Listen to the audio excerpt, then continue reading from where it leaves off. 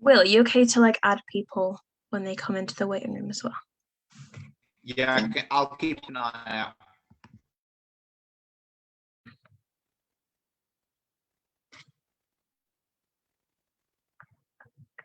Okay, I think, yes, okay, awesome. So hi everyone, thanks for coming tonight. I'm Amy Dwyer, the chair of the Young Fabian Education Network. So I'll be co-chairing this event with Will. Do you want to introduce yourself, Will? Yeah, hi everyone. I'm the secretary of the Education Network and also social medias officer for for the Northwest. Really excited to hear from these great speakers tonight. Awesome.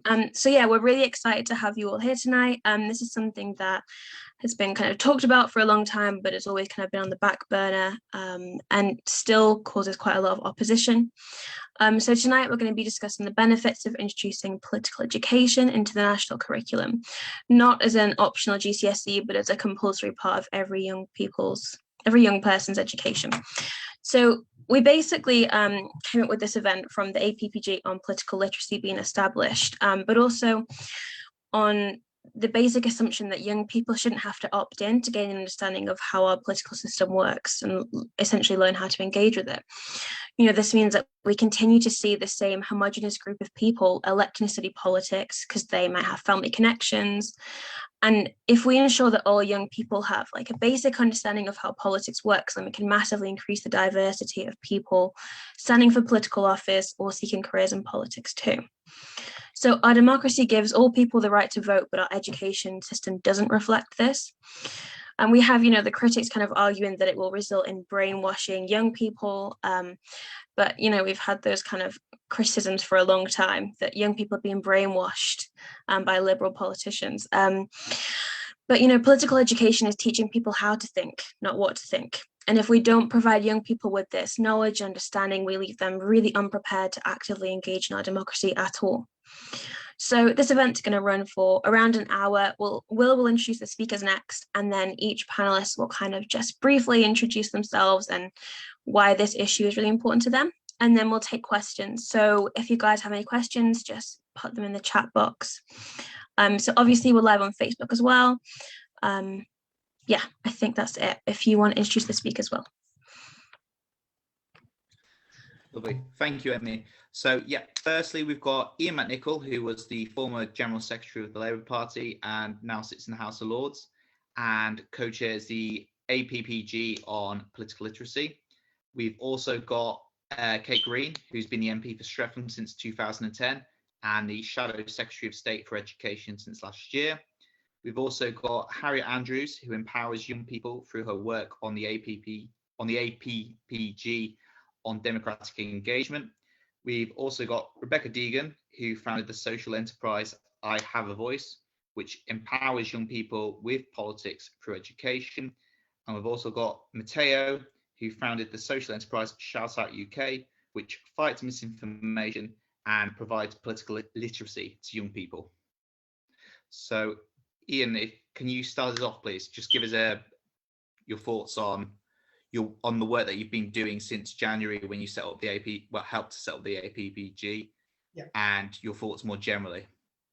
So I'm going to be brief because I obviously have my thoughts and ideas, but tonight what I would like to get is basically your thoughts and your ideas on how we take it forward. I'm quite rare in politics. I didn't go to university. I went to a technical college. Apologies to Matteo and others who've heard this before. But it was the events of the time. So I haven't been in school since 1987. And even when I was in school, I didn't do very good and I didn't enjoy it very much. And it was life events that allowed me to fulfill what I wanted to do. So what I'm really keen on looking at is how can we help develop the whole idea of political literacy, political education, and importantly for me is the media literacy and being able to comprehend and understand what is being said online through social media. And I think that's one of the biggest dangers that we have going forward. And you just have to look at some of the statistics around vaccines and conspiracy theories and all of the issues that sit around that. So for me, the one bit of school that I really enjoyed was in Scotland. We had a subject called Modern Studies. It wasn't compulsory, and it was basically the last 20 years of politics and life. So it was dealing with what had just recently happened in the world of politics in the UK, so the 70s and the 80s, and it was fascinating. That's what got me engaged and got me involved. And then you know, when I went to my college, I got involved in student politics there. So what would be really helpful is, in the world that we're in today, what is it that needs to be injected into it that allows individuals to develop the whole idea of political literacy, analysis, and political thinking. Interestingly, Amy touched on the whole idea of, you know, left-wing politicians and teachers brainwashing. The first thing that we need to do, and I'm looking at doing this with the Conservatives, which is a bit alien to me, but Simon Fell as the co-chair, is how do we depoliticize or de-party politicize political literacy? If we can do some stuff on that, then I think that will help relax others in being able to have the discussions and the debates. I've spoken for too long, but thank you. No, that was great. Thank you. I completely agree. I think if we depoliticize the issue, we're kind of halfway there almost. No, it was really great. Kate, if you want to go next. Yeah, thank you. It's really exciting to be speaking at the time that we've got the new APPG launching, because I think this is such an important issue, and one that is, as Amy and Iain have both sort of said, often gets treated as if we're trying to do something disreputable when we're talking about political education. But in fact, what we're talking about is equipping everybody to exercise their rights and their responsibilities as, you know, as citizens in this country. And it's not just young people that need this political education. I meet plenty of people on the doorstep as a constituency MP who don't vote, don't know how politics works, feel it's got nothing to do with them, don't recognise that decisions that people like me take affect what happens to them and to their families, and feel understandably disgruntled, left out, and unable to have their say. And actually it's because they don't understand and feel confident about how to.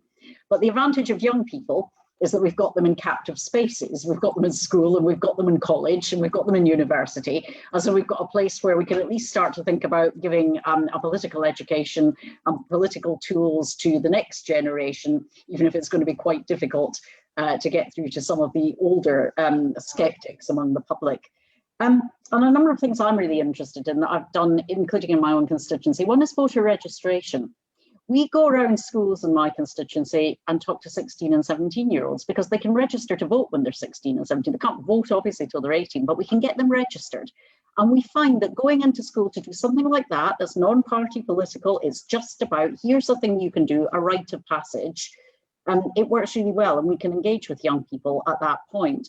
I don't understand why we can't just make it routine, that we have, you know, as part of the way in which young people experience their schooling. You know, when you're 16 and you get your national insurance number, you also register to vote, and the schools and colleges just facilitate that. A second thing I do is I go and talk, obviously, all MPs do a lot, to schools and to college classes. And I always ask them, what is it that if they were doing my job, what laws would they want to pass?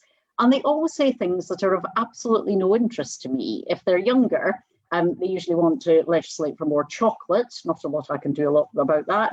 But very interestingly, when I talk to, for example, older students, they'll say things like they want to legalise cannabis. Now, I must tell you, the idea of legalising cannabis never crosses my mind. It strikes me as just a completely not very important policy question.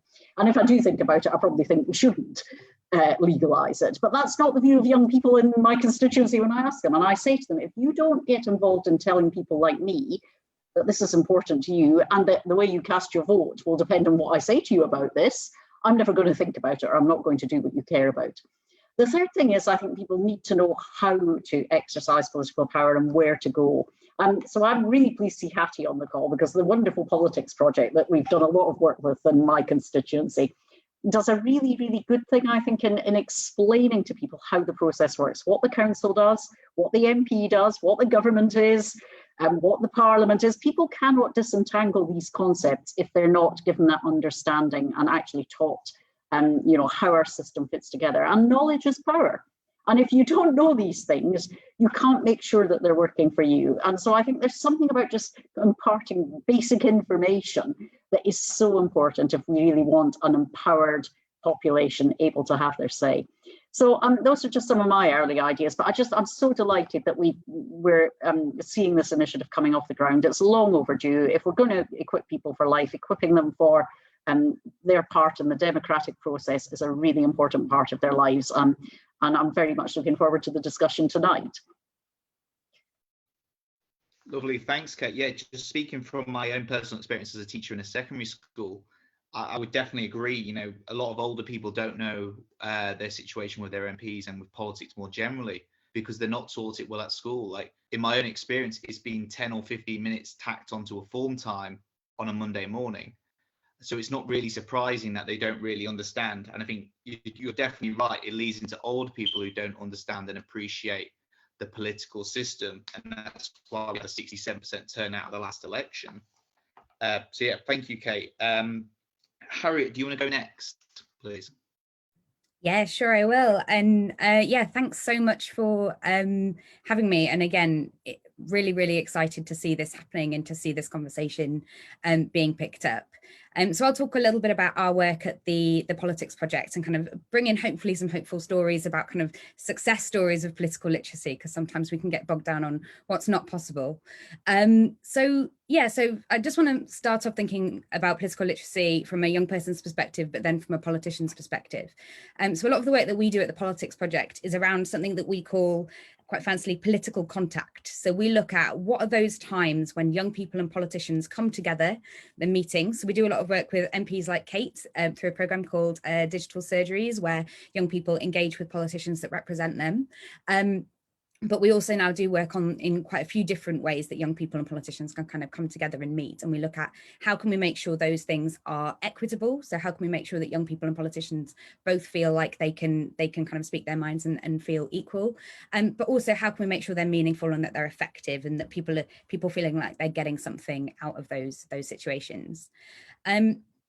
And one way that we think about political literacy a lot from a kind of young person's perspective is that we think about, there's a kind of basic set of understanding or knowledge that we think about as being a bit like an inoculation, which is very topical because everyone's talking about inoculations these days, but that there's a kind of bit of information about how to engage with the political system that you might not need right that second in your class at school, but at some point in your life, you will need that information, whether it's the moment you come to vote or whether it's something kind of a little bit more personal or something that's kind of connected to your life.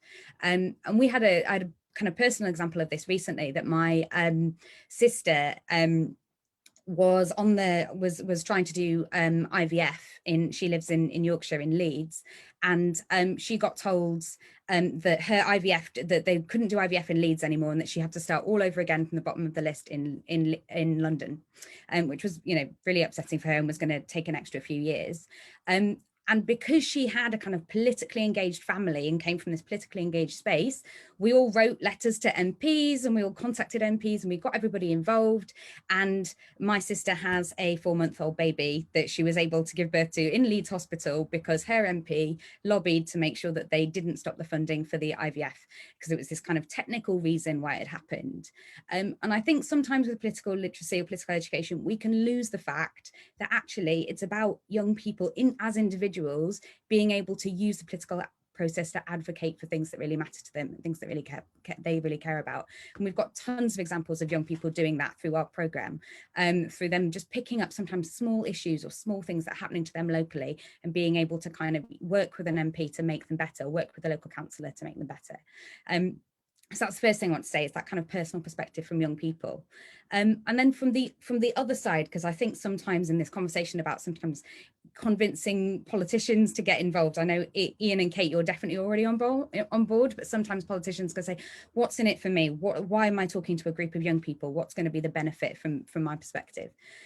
So one of the pieces of work that we do at the Politics Project is that we support young people to give evidence in select committees. So we make sure that they've got all of the tools that they need. And in September, we supported the Transport Select Committee to talk to a group of young people about, they want to change the rules about young and novice drivers. So they want to change the rules because there's lots of accidents happening to young people as soon as they pass their test. And they had maybe about like 8 different ideas of different things that they could do. And on paper, they all seem like great ideas. They all seem like possible solutions to this problem of, you know, how do we overcome this? And we were able to support a group of young people to talk to that committee and say, do you know what, that's absolutely fine. I don't mind having a black box in my car. But if you say that I have to have somebody over the age of 18 in my car, when I first pass my test, I can't pick up my little sister from school. And it was an incredibly powerful moment of really being able to shape policy with that understanding and that life experience.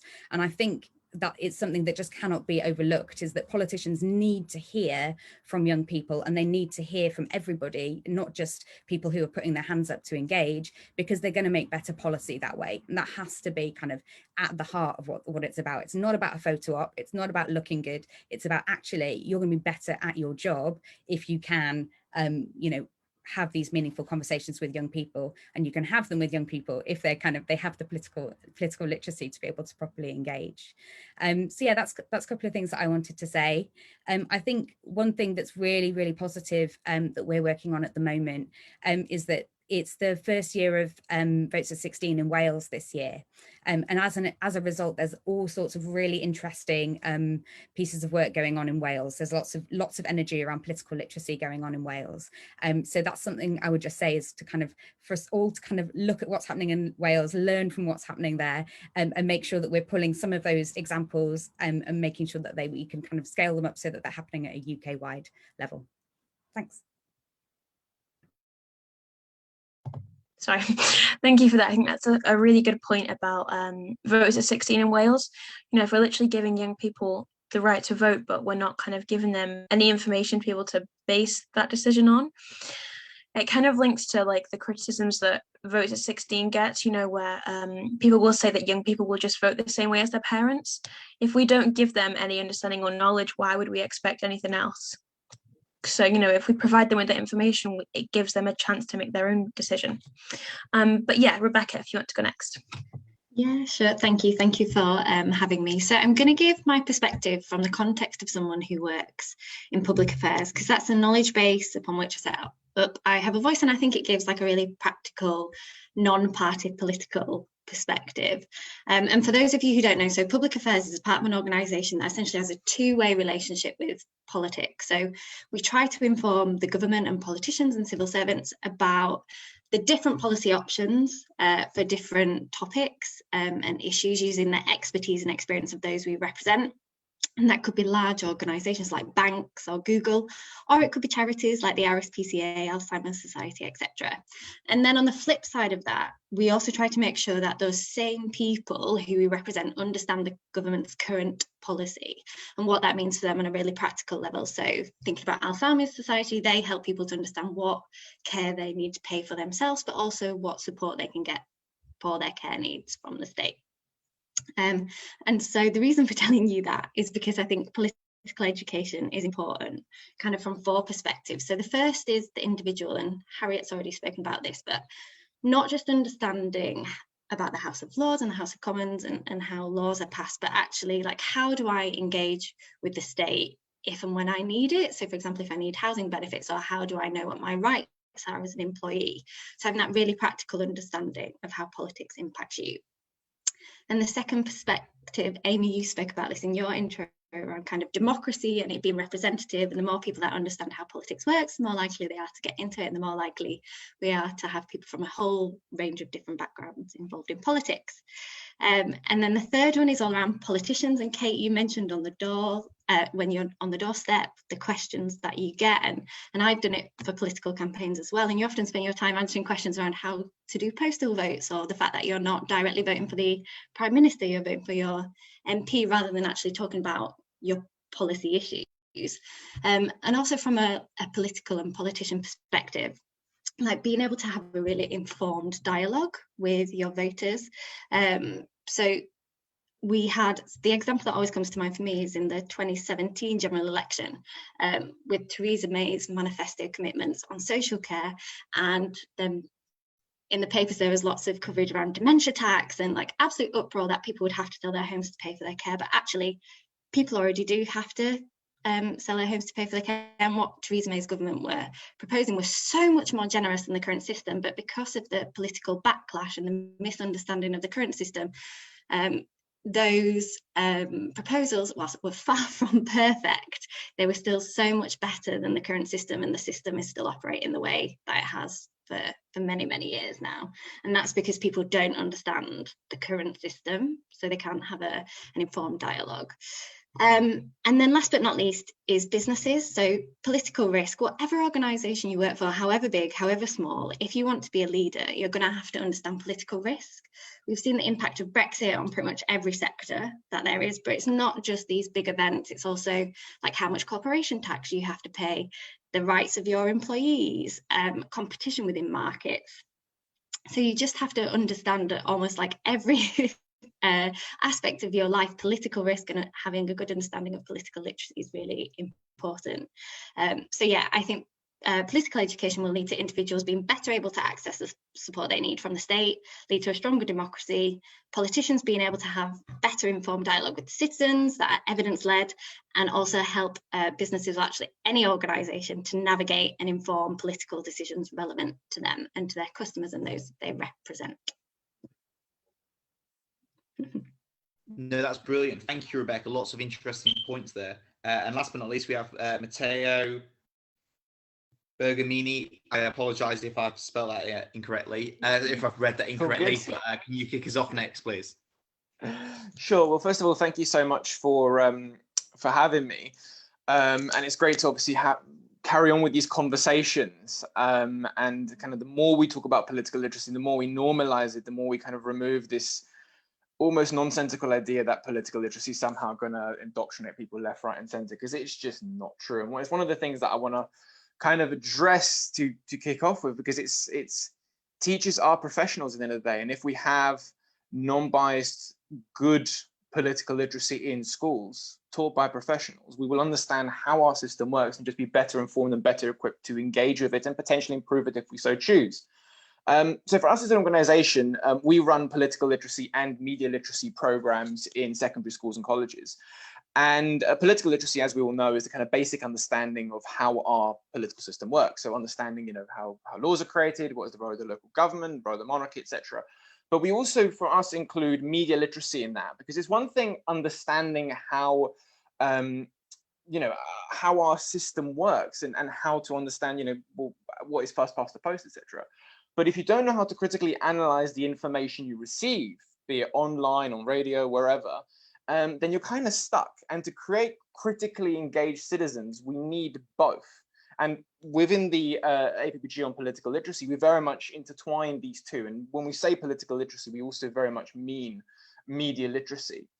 And I wanted to kind of give just two kind of stats that we asked some of the young people that go through our programs 2 questions. And one of which was, I learned enough about politics to make informed voting decisions. And before our programs, 30% agreed and strongly agreed with that statement. After our program, 83% agreed and strongly agreed with that statement. I also wanted to bring to you guys' attention that we also asked, I believe I can be politically active and make a difference. Now, before our programs, 24% agreed and strongly agreed with that statement. That jumping up to 85% agreeing and strongly agreeing with that statement, which goes to show that there is a massive lacking of political literacy in schools. And when it's introduced and done in a non-partisan, evidence-backed way, it can build confidence in engaging with the system. Not confidence in the system necessarily, because the system needs to earn that confidence, but understanding that you're confident enough to engage with it and change it if you want to, hold your parliamentarians to account, as well as obviously praise them if they're doing good work in your eyes. But at the same time, making sure that you are confident in knowing where to get good information that can then help you inform yourself when it comes to, I don't know, elections or whatever else. So good political literacy really plays a massive part in ensuring that our democracy is upheld. And when it's not upheld, you see examples like we saw in the States with the march on Capitol Hill, for example. I mean, we're seeing it all over, where populism and misinformation is gripping people and it's splitting people into all these different camps, which we really don't have to go down that road. So it's something that, one, is incredibly important, but vital to ensuring that democracy is strengthened. Because in the end, democracy is fragile. It relies on people engaging. And if people don't trust it, if people don't believe in it, they start to move away. One of the things that I also wanted to also mention is that political literacy isn't so much about making people want to engage with the system. Because if you look around us, like if you look at BLM, if you look at climate change, if you look at mental health, people are interested in politics. Young people are interested in politics. That's not the issue. The issue is that they're interested in politics and they also need the tools to better engage with the system and then make proactive change. We did, for example, a survey in the schools that we're in with 906 young people, asking them, do you think there should be a politics GCSE? 71.8% said yes. And it's one of the reasons why we decided to go ahead and work with a coalition of MPs, Lords, third sector organizations and academics to get together to see how can we best ensure that every young person gets the political literacy education that they need before they leave school. Because in the end, and I absolutely love this quote, but I remember an organization called By the Ballot used to use it quite often, which is that if you don't do politics, politics will do you. And I honestly think that couldn't be more true. Thank you.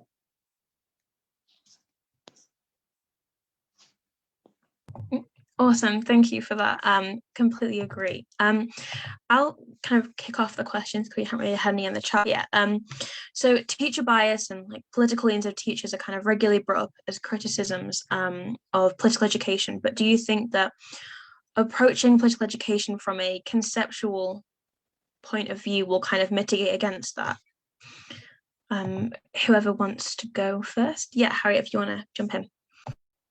Yeah, so we do a lot of work to support and train teachers to teach politics, to teach political issues. And the first thing I would say is that a tiny part of teaching politics has got anything to do with political parties. Like there's so much more of the curriculum that you need to look at and you need to think about, that actually I think the bit that people worry about is a very, very small amount. And actually it's actually a lot of the kind of the skill set that a lot of teachers will already have is actually just about understanding kind of critical thinking. So that's why actually there's a big crossover between history teachers often and teachers who are doing citizenship or doing politics, because they've got that kind of skill set. And I think one of the big problems that we've got is that we don't have a lot of subject specialists at the moment in schools. We don't have teachers who are super confident and super kind of prepared to teach people about politics. And it is, you know, it's a skill. It's not something that anybody can just pick up and do. I think anybody that's been homeschooling a child will appreciate suddenly that teaching isn't quite as straightforward as maybe some people will think it is. But actually, I think in terms of that question of bias and making sure that we're avoiding bias, from my experience, you're far more likely to have a problem with that if you've got untrained teachers trying to teach politics. I think actually the more you upskill teachers, the less likely that is to be a problem. And I think one of the pieces of work that we do is we do some specific work around election education. So how teachers can help their students to engage specifically in elections, because that's probably the most likely area that you're going to get people to really worry about bias and worry about what they're saying. And a lot of it is just helping teachers to understand a framework and understand this is where I can go, this is where I can't go. And we do some work with the Electoral Commission to help them to give really clear guidance to teachers on that. But like, for example, the DfE has regulations on what teachers can and can't do during elections and how they work, but they're not particularly good at shouting about them. They're not particularly good at kind of putting forward what those ideas are. So there's some kind of easy wins within that in terms of thinking about that kind of bias and thinking about giving teachers that framework so they can understand where they sit. I think that's really important. But yeah, I would say more training, not less training, is going to solve your problems around worrying about bias. Awesome. Does anyone else want to kind of comment on that? Yeah, Matteo? I mean, completely agree, obviously, but just on that point of bias, one of the things as well is that, and it's actually something that we discussed after the APPG in the stakeholder group meeting that we had with all the different third sector organizations that are also taking part, and it's this idea, and it may sound silly, but it's around communications around political literacy, because again, we're living in such a polarized society right now where anything to do with politics is seen as taboo, and you're either for or against. There is no discussion. You're either this camp or that camp. And I think, like what Iain said, one of the main things we need to do in general when it comes to bringing political literacy or better political literacy is, yes, training teachers, but also changing people's perception on the subject as a whole. Because political literacy is apolitical, because it's just teaching what the system is at its current form, how best to engage with it, and just understanding our democracy as it stands now. And that will obviously evolve if our democracy evolves. But understanding that in itself is completely non-partisan. This isn't a partisan issue. That's obviously going to take a lot of work and a lot of time, but that's something that I think we as a sector need to really work on, because you can have the best trained teachers in the world, but if parents and society as a whole aren't buying it, then the problem remains. So I think it's also changing the perception of political literacy and what it is, and making people understand what it is rather. No, I completely agree with that. Yeah, Rebecca? Yeah, I was just going to say to that, so a lot of the young people that we work with, when we ask them what political issues matter to them and kind of what changes they'd like to see to address those issues, a lot of the time they go back to their curriculum because that's their point of reference. They're still in school and they want to make changes to the curriculum. Often the curriculum is broad enough for those topics to be covered. I think the issue is more around kind of the student voice and how much influence they have over what they learn within the curriculum. And so actually really practically, schools can have schools councils. They can have ways for students to feed into their curriculum and to feed into their school life and show them through doing kind of all of the things that you need to be an active citizen. So it can even be done, I guess. It is important to talk about political issues as well, but just that really practical understanding of democracy and getting your voice heard can be done in a apolitical way. Or a-party political, rather.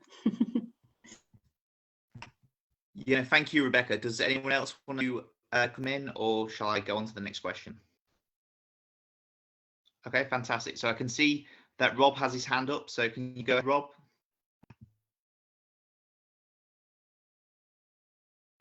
Yeah, it's just a quick one, really.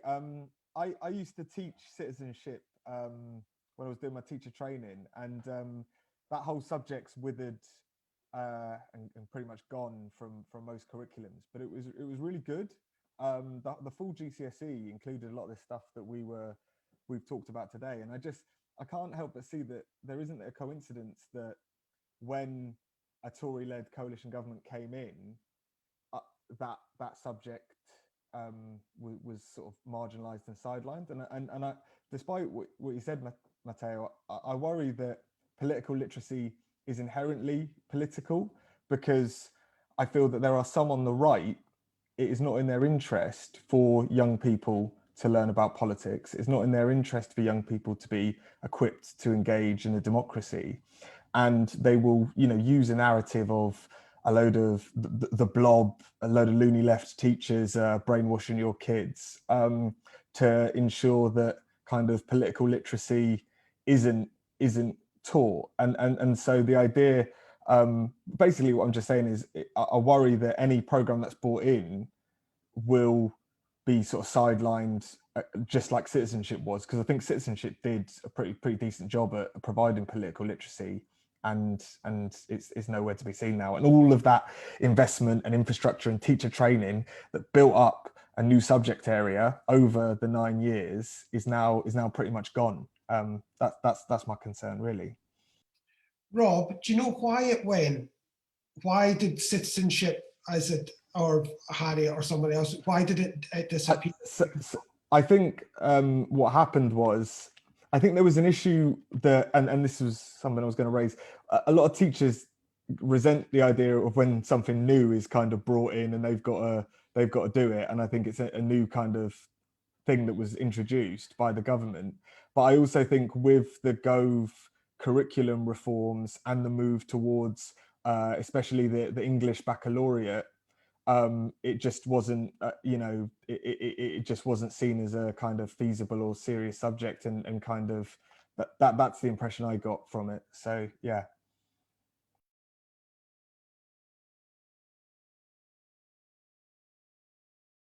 Yeah, Harriet, sorry, if you want to come in. Yeah, I was just going to add to that. Yeah, I think that's part of what happened at Rugby. But I would just say 20,000 young people took citizenship last year as a GCSE. So it's not disappeared, and I think numbers are actually going up again. So I think it took a big hit, but I think it's still very much there. And we work with a lot of citizenship teachers, so there is definitely still a kind of a really exciting community around that GCSE. And yeah, I would say, I think just in terms of the background on citizenship, I think a lot of what happened was in the 2012 reforms, there was a question mark about whether or not it was going to be scrapped, and in that kind of 12 to 18 months where nobody knew if it was going to still continue or not, a lot of schools stopped doing citizenship because of the uncertainty. So I think it got hit by that whole kind of reform process, definitely. But yeah, I think in terms of, I was just going to say something on in terms of being aligned with political parties, I think it's really, really interesting, because we work with all of the political parties. We bring in politicians to work with their schools all the time, and we talk to so many MPs about understanding the importance of that, of engaging with their young people, and talking to young people in schools. So there is definitely kind of appetite from politicians across the spectrum to engage. But I think, and I don't know if Matteo would agree with this, but I think there was a kind of notable shift for me around the 2017 general election, which was when it was seen very much that your age was one of your best determinants of how you're going to vote. And that seems far starker, I think, from that election onwards. And I think the kind of politicization, party politicization of political literacy has got kind of steadily worse, I would say, since then.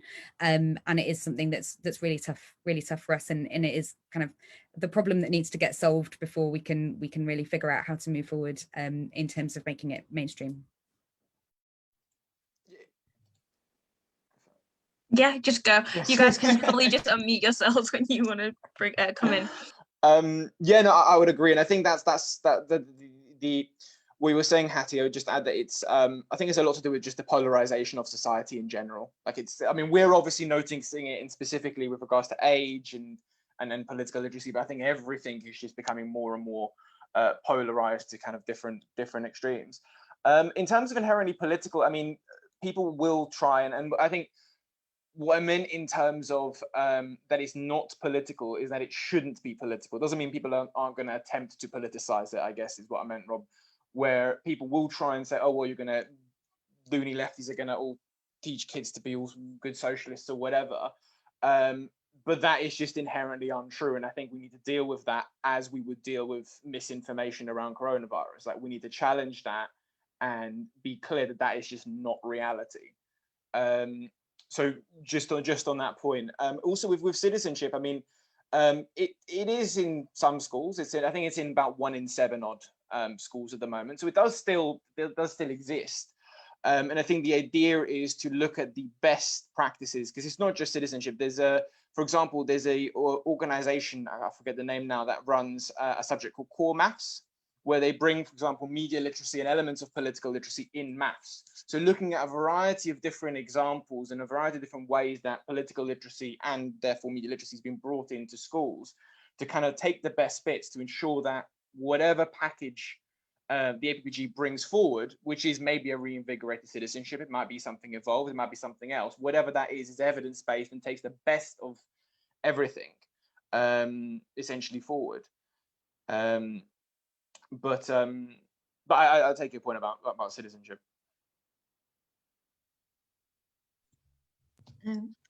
I would just add, if it's okay, Amy, that I think, you know, there should be space for people to have political discussions and political debate, and see that it's okay to like constructively challenge one another and to practice being evidence-based in your approach. I think the issue is if a teacher is putting forward their political perspective rather than actually facilitating political debate. And I think in terms of trying to convince people with different beliefs, of people who might stand to benefit from not everyone having the same level of political education, I think that's why in my introduction I tried to speak about kind of political risk in an economic and business perspective as well. So there are lots of different ways that you can look at the benefits of political education, and I think kind of we have a task, and it was really great to join the APPG Civil Society like follow-up where we spoke about barriers to political literacy, and really think how we can start to try and tackle some of them barriers by the way that we speak about political literacy. And just thinking about like the Conservative Party in particular, so the national curriculum came in 1988 during a Conservative government, and actually in the statutory documents for the national curriculum has two main aims. The first is that it should provide pupils with an introduction to the essential knowledge they require to be educated citizens. So it says in the primary aim of the curriculum about them being citizens. And so it seems to me it makes perfect sense that we talk about how they take part in the democracy. And then even if you can get people to agree to that, the second aim is that actually the national curriculum is just one of many elements that should be present in the education of every child. And so we actually need to look at whether the system really is geared to operate to meet the two primary aims of the curriculum, and whether and essentially addressing all of the content that we're discussing now. And that was a Conservative-led change to education. So I think there are ways to get buy-in across the political spectrum. Yeah, that's great. Thank you, Rebecca. I really liked your point about the political literacy leading to pupils not being able to challenge other pupils effectively in the classroom environment. And I think if we don't learn at an early age how to actually have that discussion, we might be able to disagree, but how do we disagree in the right way? And if we don't do that at secondary school, it leads to the sort of language that we saw in the Brexit debate, where MPs who disagreed with what Theresa May and later what Boris Johnson was offering, you know, they were labelled as enemies of the people and traitors and all of the rest. So I think it's really important that we have that discussion early on. Going on to Pat's question. So how do we ensure that young people who are beginning to be politically active are listened to when the things that they are interested in, i.e. drug liberalisation, climate change and LGBT rights, are often either dismissed or played? I don't know who wants to start, but just jump in. Well, I don't mind saying something that might be not the answer that people want to hear to this question. The trite answer is, well, politicians want your vote, so tell them that it's important, and then they'll pay attention to your views. That is a trite answer, because of course there are lots of things that bear down on politicians in terms of the way that we decide how we're going to determine policy choices. And that's because politics is complex. And this is an issue, again, not just for young voters, it's for every voter.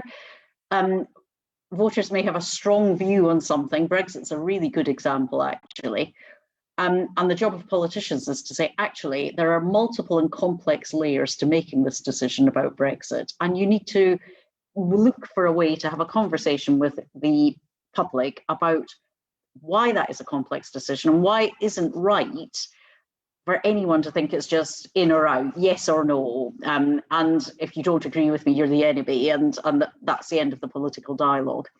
And I think if young people want to be listen to on issues that are important to them. They need to learn they need to learn the way to engage in a political dialogue with decision makers. And that's about understanding their use of evidence, about understanding the way they can assemble a support base, because if you bring a diverse range of supporters of your issue, that will be more powerful in embedding your message. They need to understand about timing. There are moments when politicians are going to be more receptive, decision makers are going to be more receptive to particular ideas and issues. And they need to understand what doesn't work as well. And, you know, clicktivism really turns off politicians because we think actually, perhaps they don't care that much. All they want to do is, you know, click an email and move on.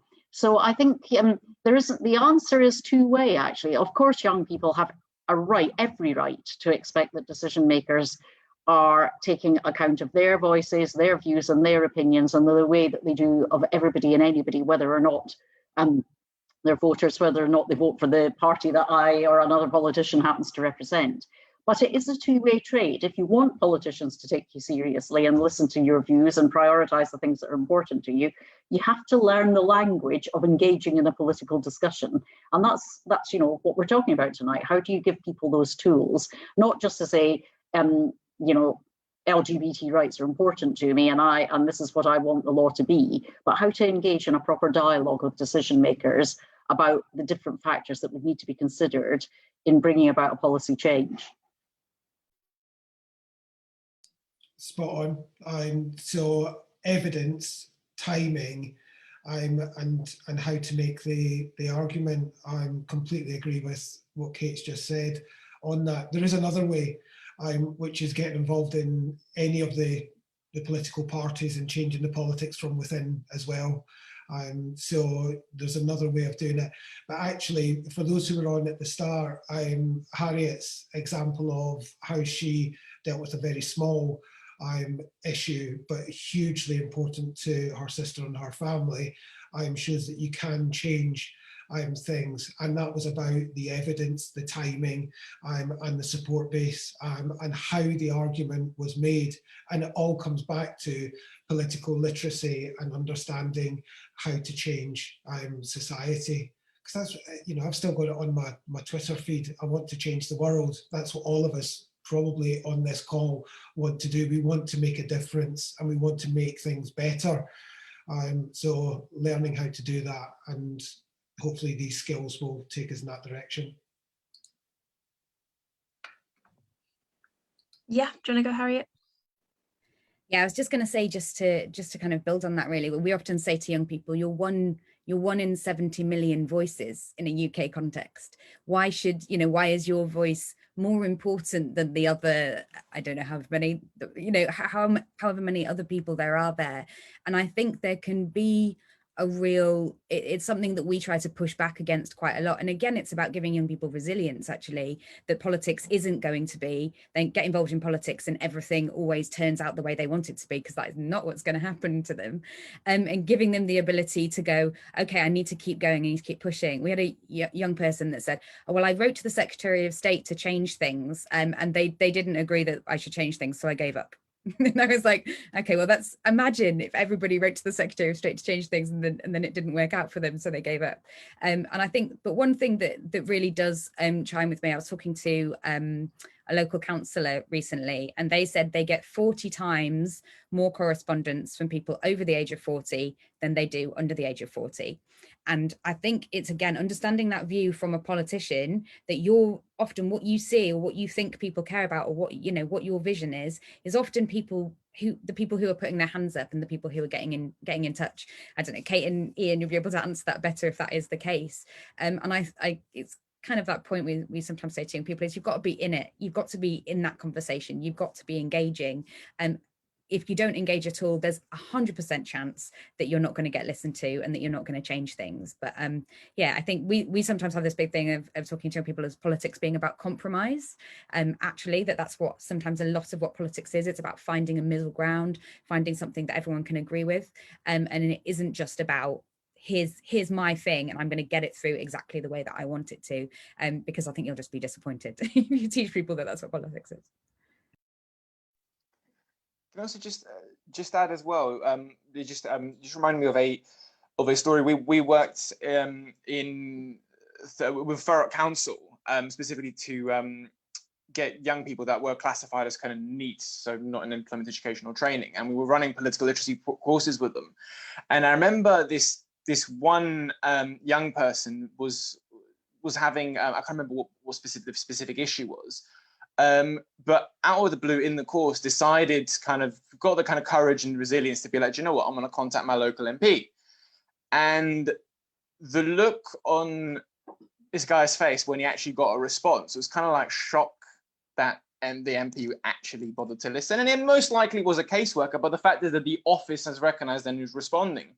And I think it's also part of the issue as well, is that we often think of young people as one of the most demonized groups in the media, and young people are often referred to quite negatively in the media, but we often forget that politicians have not the best reputation in the media either. And we've got these two groups that, well, specifically from young people's side, but the experience that we often have is that young people don't think very highly of politicians and often think, well, the politician's never going to listen to me, not going to really engage with me, so they don't bother because they don't think they're going to get anything back. So it's almost also doing that first step of breaking down this kind of perception that politicians are all, insert negative stereotype, and actually realize that they're just people, quite a lot of them, that have gone into politics because they've wanted to change an aspect of society in their minds for the better. And changing that kind of perception of actually being, well, give it a try. Like, if you don't agree with something, if you don't like something, try it. You don't know until you try. You can't say that politicians are going to listen to you if you've never even tried to reach out to them. And by the way, an angry tweet in all caps is not reaching out to them. Like, just having that kind of perception and understanding that there are human beings at the other end, and trying or attempting to engage them isn't necessarily a bad thing. And knowing how to do that, as Kate and Iain mentioned, is half the battle. So yeah, and then having the emotional resilience to be able to try it, and if you don't get a response, pushing forward and trying it a different way, maybe getting your friends together in your local community together and putting up the pressure is the next step, not just giving up and saying, oh, all politicians are whatever. Yeah, no, thank you for that. I think it's really interesting what you said about young people writing to MPs and kind of being like surprised when they get a response. And it kind of made me think, like, in schools, loads of young people always write letters to like celebrities that they really admire. And I'm not trying to say that we should be doing like idolize MPs or whatever, but I think it would be good practice if instead young people could write to an MP or a politician on an issue that they care about.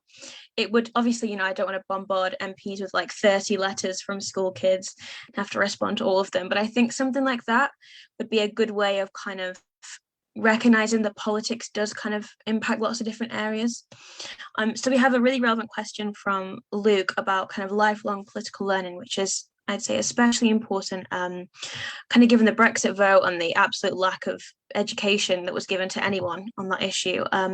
So he asked, what ways can you get people who aren't in time education to learn more about politics? And what role would citizens' juries and deliberative democracy play in political education? Shall we go to Kate first? Well, I'm a huge fan of citizens' juries and deliberative democracy, actually. I've sat in on a couple, and not with young people only, although one of the great things about them is the way that a really good one was set out to replicate the social mix of the community that they're trying to engage with. And I've done two really big national ones, which were incredibly exciting to just, I was there as an observer. One on how does the government meet its climate target? So it wasn't a question of should we have a target to reduce, well, I can't remember what the target is, I'm very bad at this kind of thing, but to meet the climate, it wasn't a question of is that the right target? It was the government has set this target, what are the steps we need to take to meet it? The other was about Brexit, and it was conducted over 3 consecutive weekends, I think, and it again didn't say, do you think Brexit is a good or a bad thing? It said, what kind of trade deal do you want? What kind of immigration policy do you want? And this is what I mean about giving people the chance to get into the complexity of political decision making. It was an incredibly, to bring people of widely different political views and no political views together, and to give them facts and information, and experts came to brief them, and there was a lot of time for rich discussion and information sharing. You get people interested, and people start to feel empowered. They feel, I understand why this is what this question is about now. I understand the factors that are relevant to this question, and I can start to debate and think about them with other people, and that makes me feel that I've got more of an influence over how this question might be approached and resolved. So I actually think that the citizens' jury model has huge potential for engaging more people and not just young people, and has the potential, of course, to bring young people into a political debate with people of other age groups and from other backgrounds. And that I think is really important, because I think it's quite worrying if we have an electorate that polarizes on grounds of age. You know, all young people vote one way, all young people vote the other. Probably good for Labour in the long run, but generally, you know, it's one of the many ways in which society starts to get carved up and divided up. I think you can do the citizen jury model or the deliberative democracy model on all sorts of scales. As I say, I've done 2 big national ones, but you can do them on very, very local issues too. And I think they're a really good model for thinking about how you can actually get people engaged in understanding and participating in discussions about decisions that need to be taken that affect their daily lives. So I think the idea that Luke suggests is a really good one, and one that I think we should be working more on. And of course, there is an all-party parliamentary group for deliberative democracy, so it might be that the new APPG for political education might want to reach out to the APPG for deliberative democracy and see if we could do some work together. I think we will, definitely. So just to follow on, I'll just be very brief. The citizens' juries and deliberative democracy, I've had very, very little engagement or involvement with them. The areas that I've been interested and involved in that can lead to engaging people outside of education is community organising and community campaigning. And some of that has been a bit political around the pushing back against the far right. But some of it has also been around communities coming together and campaigning on issues that are relevant very much within their localities and their areas. And there's a way of building community organising and community campaigns that can feed into politics, but it can also be separate to that. And I think there's something that there's a big lot of work to be done around community organising and community campaigning, and that can help fill some of that gap.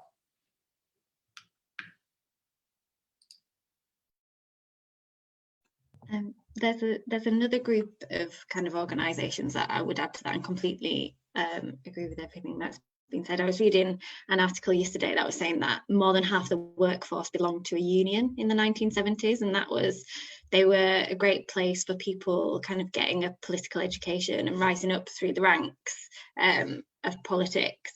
And I think currently only 23% of the workforce are members of a union. So as well as the efforts made by government and community groups, there was also previously a lot more work done through unions, and whether they could be used more, and kind of that collective mindset brought back into politics as well.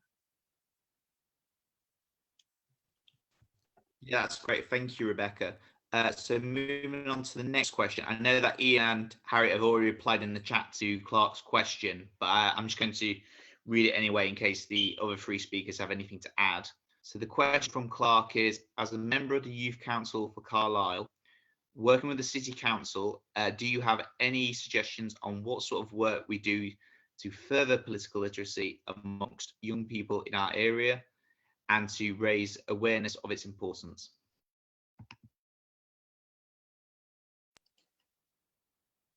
I mean, there's loads of free resources that we can point you to if you drop us a line or Hattie a line. Also, I'd say get involved in the APPG on political literacy. I've put the emails for the APPG in there as well. If you drop us a message, Carl, we can put you in touch, and it'd be great to share some of those resources with you. I would just add to that, have conversations. Like the first task that we give the young people that we work with after the first session is go away and ask 5 people what political issues matter to them and what makes them important to them, so that they can start to understand people's different contexts. And we specifically ask them not to ask 5 of their mates who are going to think exactly the same way they do. Like, ask people in different generations. If you have friends that you speak to over the internet with different like backgrounds, ask them. So I think just have the conversation and encourage others to have the conversation is a really powerful thing that you can do. Harriet, got your hand up. Yeah, I was just going to add to that to say it's something that we really bang the drum for, is how local councils and can really get involved in this whole process of political literacy. There is so much untapped potential at a council level to really get young people involved in decision making, and we see some absolutely like incredible collaborations between schools and local councils in terms of really making decisions and changing the way things work. And actually, for almost, it's about every secondary school has 3 local councillors that will represent them in terms of the spread of schools across the country. So there is no reason why local councillors can't be really engaged in political literacy and political engagement. And I'm not putting loads of extra work on local councillors. I know they're really busy, but there are ways that you can do it. There is ways that you can bring that understanding and that knowledge into the classroom. And it's something, you know, there's about 20,000 local councillors. There are 650 MPs in terms of those numbers. Yeah, really untapped resource.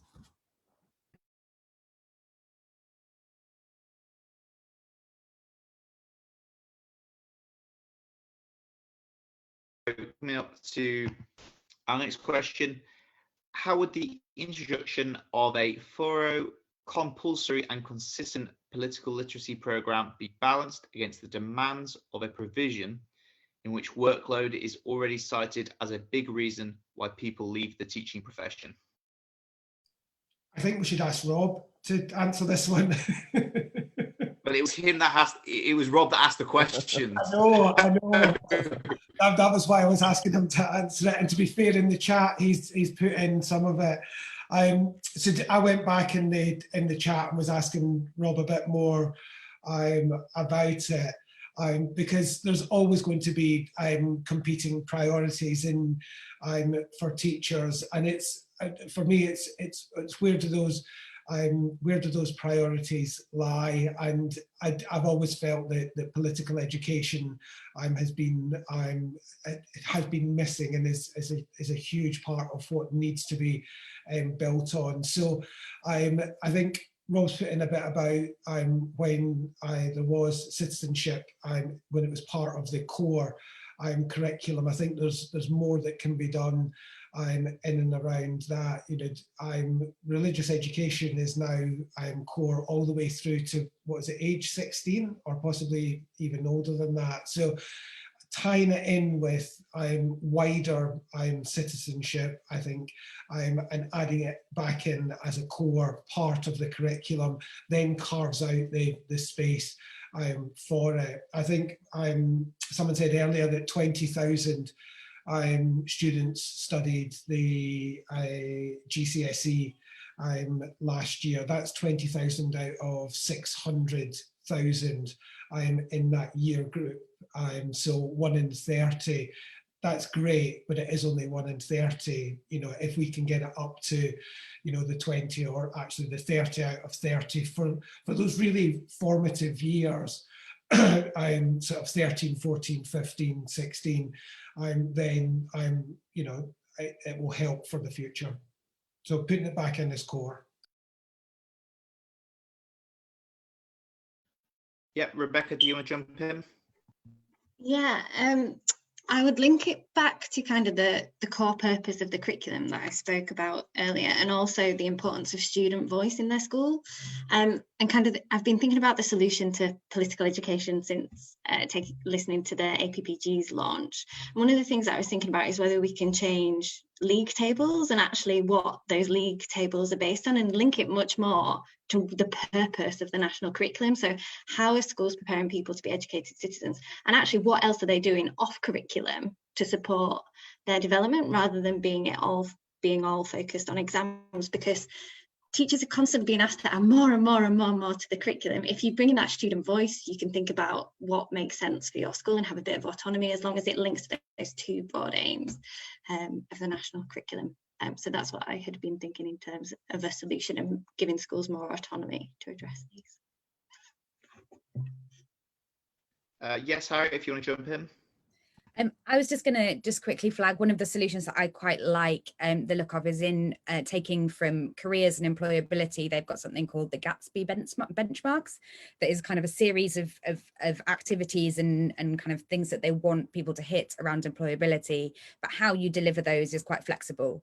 So you can hit your Gatsby benchmarks in different ways. And there's questions about, you know, it could be that some schools are going to do all of this work as a subject, as a GCSE, but then you have questions about what happens to the people that don't choose to take that GCSE, and it feels like making it compulsory as a GCSE is a pretty heavy lift, especially in this political environment. So there's are there ways to make it quite flexible, so that you can give schools really that autonomy, building on what Rebecca said about, you know, being able to do it through student voice, being able to do it practically in different ways if they want to.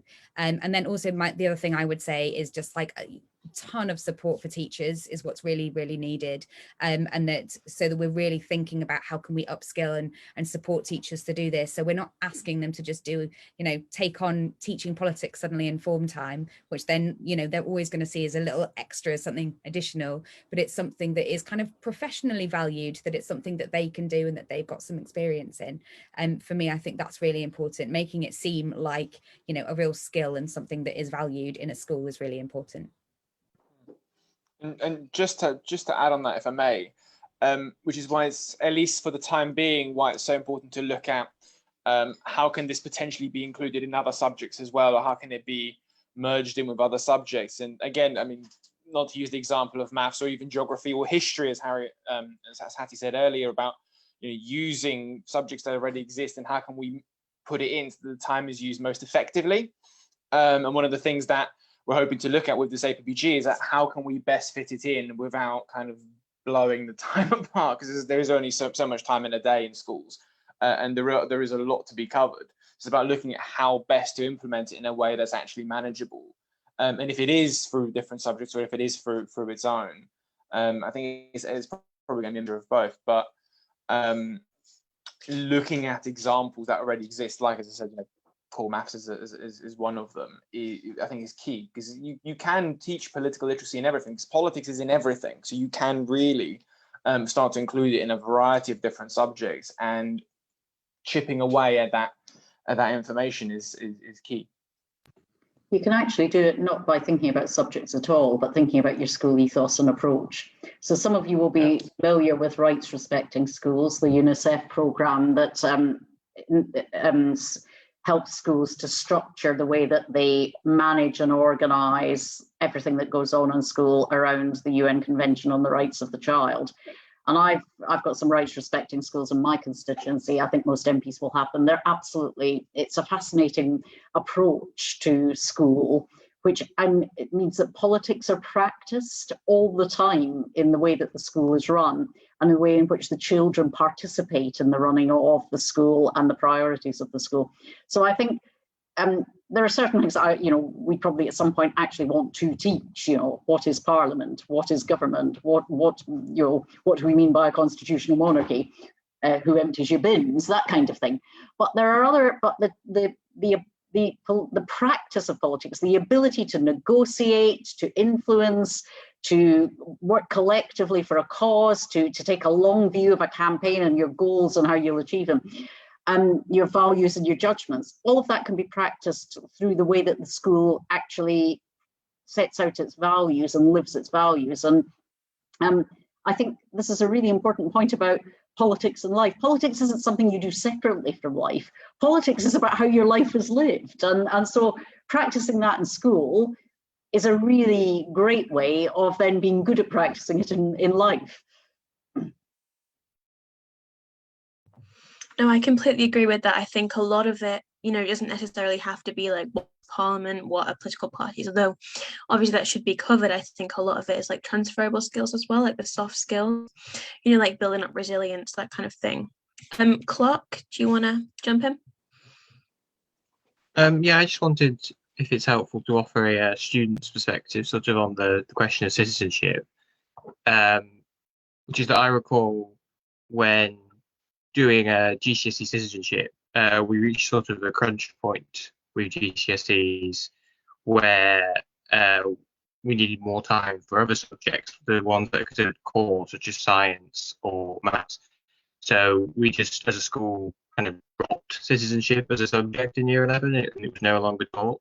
And obviously that meant we lost that aspect of political education. So I really do think it is, from that experience, from talking to students in other schools as well, anecdotally, it's very important to have it be compulsory or in some way, or, you know, linked to the core of the curriculum, because otherwise it just sort of gets swallowed up in the, you know, the need for as much time as possible to achieve one of the exams. So just as a, you know, recent personal experience, I thought that might be useful.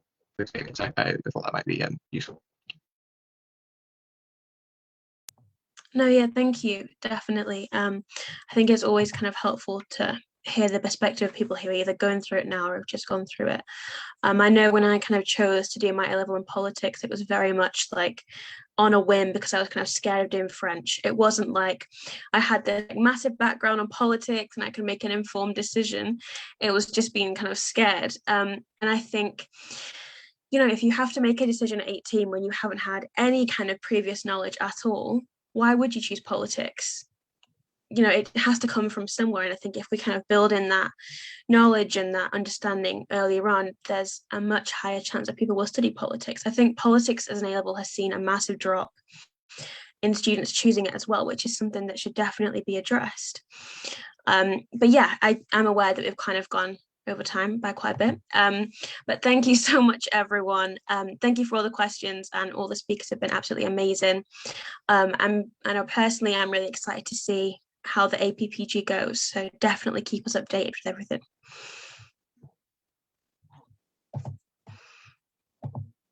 Thank you. Have a good night. Thank you.